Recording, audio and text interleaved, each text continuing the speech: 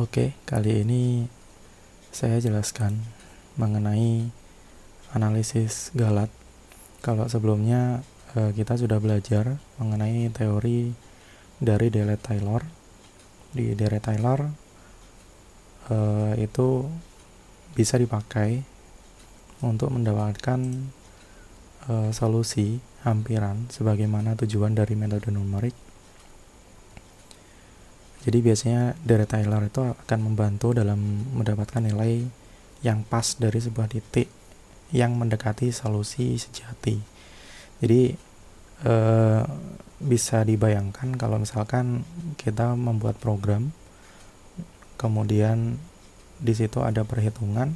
Nah, di perhitungan itu adalah nilai dari solusi hampiran. Nah, kemudian kita bandingkan dengan hasil manual misalkan. Nah, di situ ada nilai hasil perhitungan manual atau nilai sejati. Kemudian dibandingkan selisihnya. Nah, selisih itu adalah galat. Jadi di Dirac-Taylor kemarin ada Dirac-Maclaurin, itu deret baku dari Dirac-Taylor yang baku. Jadi kalau misalkan X0-nya adalah 0, nah itu adalah Dirac-Maclaurin. Kemudian ada juga Dirac-Taylor terpotong. Kalau misalkan dari deret yang kita hitung, kemudian kita tentukan sampai mana perhitungan itu akan berhenti. Nah, itu dinamakan Dirac-Taylor terpotong. Kemudian ada Dirac-Maclaurin terpotong. Nah, di sini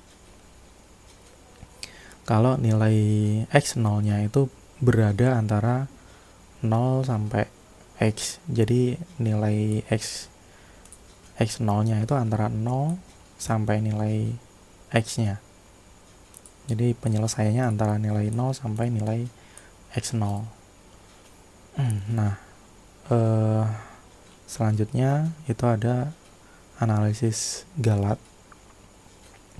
Jadi solusi menggunakan numerik itu merupakan solusi hampiran atau aproksimasi. Jadi metode numerik itu tidak bisa menyelesaikan dengan nilai pasti atau nilai mutlak. Jadi adanya nanti hasil hitungannya adalah nilai hampiran atau aproksimasi. Hampiran terhadap solusi eksak. Oleh karena itu solusi numerik mengandung galat. Nah, galat itu adalah hasil perbedaan. Nah, ini perbedaan antara solusi hampiran dengan solusi eksak. Jadi didefinisikan di sini ada nilai epsilon, yaitu galat galat solusi eksaknya, hasil manualnya misalkan, dikurangi dengan nilai hampiran hasil sistem. Nah, itu ada penjelasan yaitu galat. Kemudian ada galat mutlak. Jadi kalau galat mutlak itu positif atau negatif itu tidak dipedulikan atau tidak dipermasalahkan. Nah, itu galat mutlak. Kalau kita baca di teori yang ada di bukunya,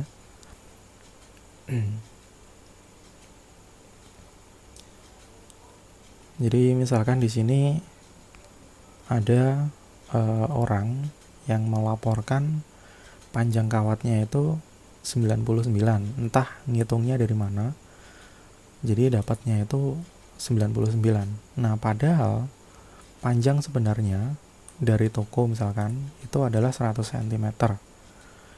Nah, kemudian selisihnya yaitu galat itu 100 dikurangi 99, jadi dapatnya 1 cm. Nah, kemudian ada pensil. Kalau tadi kawat, kalau ini pensil, sama ada 9 cm. Kemudian ada 10 cm yang aslinya nilai mutlak, nilai aslinya. Kemudian galatnya adalah 1. Nah, keduanya ini sama-sama selisihnya 1 cm. Namun galat 1 cm pada panjang pensil itu lebih berarti daripada galat 1 cm pada panjang kawat. Nah, kenapa demikian? Jadi nilainya menjadi lebih besar ketika dia mau menghitung panjang kawat. Menjadi besarnya bukan dari hasil. Jadi dari awal jadi kalau dihitung galat ini tidak rasional ya, tidak, artinya sama, tapi dari segi relatifnya itu berbeda. Jadi harusnya itu dinormalkan. Dan normalkannya dengan cara apa? Yaitu dengan cara nilai epsilon atau nilai galat itu dibagi lagi dengan nilai asli atau nilai eksaknya ya. Nah, di sini ada rumus nilai epsilon relatif atau galat relatif itu adalah nilai epsilon dibagi dengan nilai mutlak nilai sejati, atau bisa dikalikan dengan persentase atau persen. Jadi bisa tanpa persen, bisa dengan persen. Nah, kalau yang tadi panjang kawat itu didapatkan galatnya 1, kemudian nilai sejatinya itu 100. Jadi kalau menghitung nilai galat relatif, berarti nilai epsilon atau nilai galat dibagi dengan nilai asli atau nilai sejati, yaitu 0,01. Nah, sedangkan panjang pensil itu punya galat relatif sejatinya, galat relatif sejati itu 1/10 atau 0,1. Nah, kemudian juga ada galat relatif hampiran. Ini kalau nilai epsilon, nilai galat dibagi dengan nilai hampiran, itu ketemu nanti galat relatif hampiran. Jadi ada 2 galat relatif, ada galat relatif asli yang dibagi dengan nilai sejati, kemudian ada galat relatif hampiran yang dibagi dengan nilai hampiran. Ya, di sini ada contoh. Jadi kalau misalkan ada galat, ada nilai sejati. Nah, ini nilai sejati 10/3. Kemudian nilai hampiran 3,333. Kalau misalkan dihitung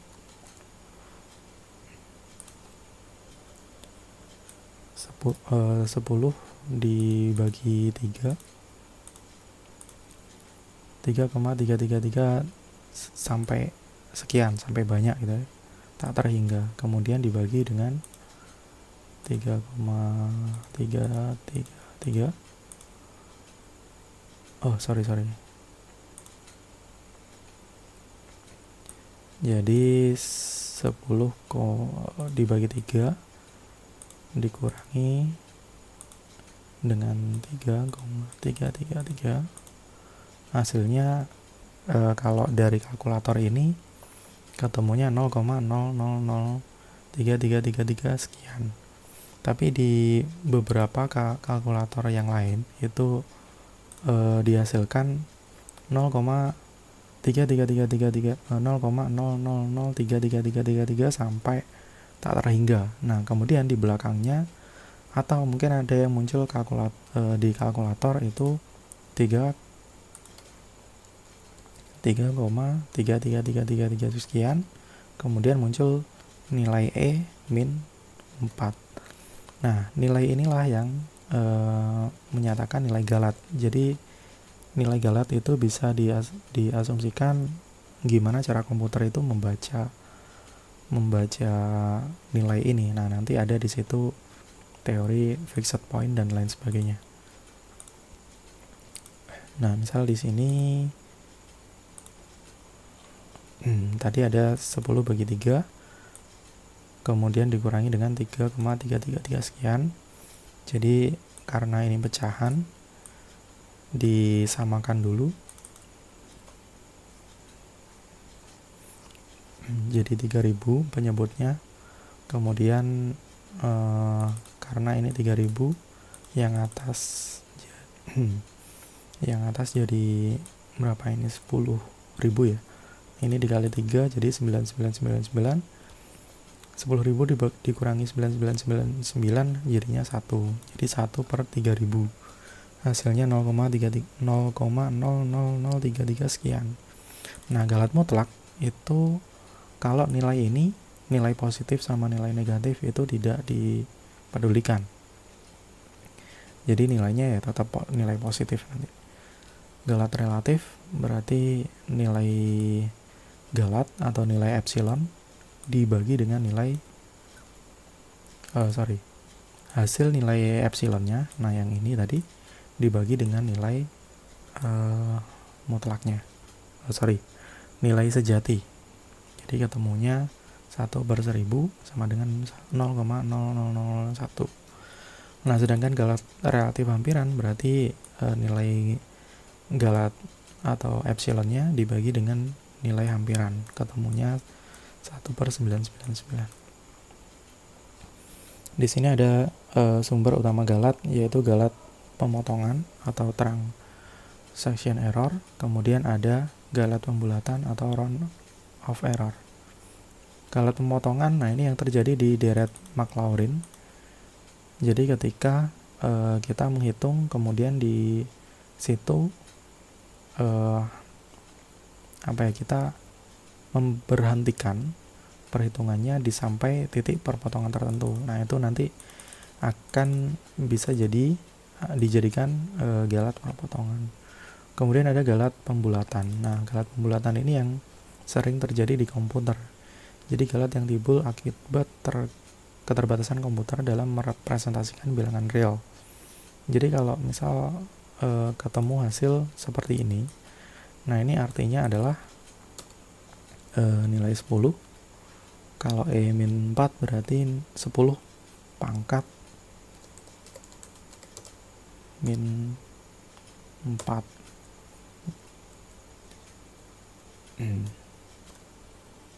Jadi 1 per berapa? 1 per 10.000 ya.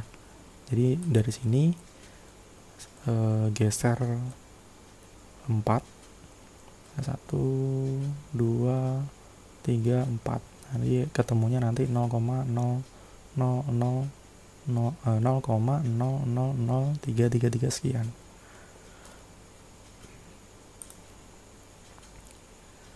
Nah, galat pembulatan di sini ya, ini contohnya sih. Kalau di komputer ada nggak ya? Ini nggak ada yang ada nilai E-nya. Biasanya 10 pangkat X. Nah, seperti ini. Jadi representasi bilangan real di dalam komputer itu ada bilangan fixed point atau titik tetap. Jadi bilangan real yang disajikan dalam jumlah tempat desimal yang tetap. Misalkan dibulatkan 3 angka di belakang koma dan seterusnya. Kemudian bilangan titik kambang atau floating point, yaitu setiap bilangan real yang disajikan dalam jumlah digit, berarti yang sudah tetap. Jadi misal dikasih pembulatan 4 angka kemudian dikali dengan 10 pangkat n atau sisanya ya. Jadi kalau misal di kalkulator tadi, nah misal seperti ini 10 pangkat min 4, atau kalau di sini ditulis dikali 10 pangkat 3 dan seterusnya. Angka bena itu angka yang penting saja di dalam hasil perhitungan. Jadi misalkan ada 43,123 memiliki 5 angka bena. Karena ini nggak ada 0, berarti dia merupakan angka bena semua. Nah, sedangkan yang di bawah ini ada 0,1764, berarti di sini ada 4 angka bena karena yang satu ada nilai 0. Sama di sini karena 0-nya cukup banyak ya, yang nilai yang bermaknanya ada 2, jadi nilai benanya ada 2, 1 sama 2 dan seterusnya. Komputer hanya menyimpan sejumlah angka tertentu, angka bina. Jadi misal kalau di komputer misalkan hasilnya 0,3333 sampai banyak. Nah ini biasanya kalau di kalkulator atau komputer dibatasi. Maksimal ada berapa digit. Nah tinggal dikalikan pangkat berapa dan seterusnya. Bilangan real jumlahnya binanya lebih dari angka bina komputer akan disimpan dalam sejumlah angka bina komputer. Sebenarnya di teori Galat ini cukup sederhana. Jadi hanya menghitung selisih dari nilai mutlak dikurangi dengan nilai hampiran ya. Jadi nilai aslinya, misal kita punya perhitungan di situ, nah hasil komputernya itu menunjukkan nilai hampirannya. Nah kemudian kita bandingkan dengan hasil perhitungan manual, didapatkan nilai asli atau nilai, kalau di sini disebutkan nilai sejati ya. Jadi tinggal dilihat aja perbedaannya berapa nilai sejati dikurangi nilai hampiran. Nah itu ketemu nilai Galat. Kemudian Galat mutlak, kalau nilai Galat itu nilainya negatif, maka dibuatlah menjadi positif. Jadi nilai positif sama negatif itu dianggap sama. Jadi ketemunya ya tetap angka positif nanti. Galat relatif berarti nilai Galat dibagi dengan nilai sejati. Kemudian kalau Galat relatif hampiran berarti nilai Galat atau nilai epsilonnya dibagi dengan nilai hampiran atau perhitungan sistem misalkan. Itu saja mungkin yang bisa saya sampaikan mengenai teori Galat. Semoga bisa membantu teman-teman dalam mempelajari metode numerik. Sekian.